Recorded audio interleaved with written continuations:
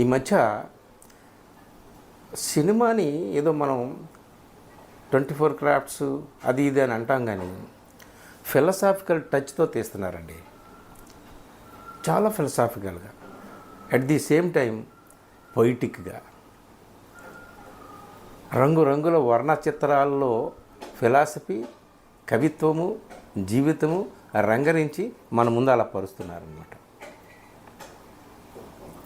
మీకు ఒక విషయం గుర్తు చేస్తా, చూసిన వాళ్ళు ఏమంటారో.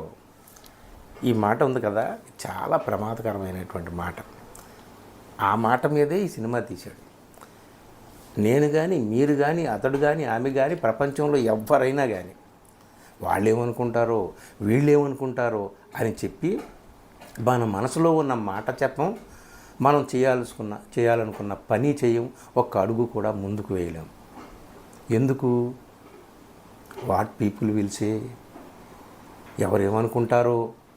ఇది మిత్రులారా, హెల్ ఈజ్ అదర్ పీపుల్ అన్నాడు. హెల్ ఈజ్ అదర్ పీపుల్ అన్నారు ఎవరు? ప్రఖ్యాత తత్వవేత్త జీన్ పాల్ సార్త్రే. అంటే అసలు ఇరుగు పొరుగు వాళ్ళేరా నరకం అని చెప్పేసి ఆయన ఒక పెద్ద కథలో ఆ సిద్ధాంతాన్ని ఎస్టాబ్లిష్ చేశాడు.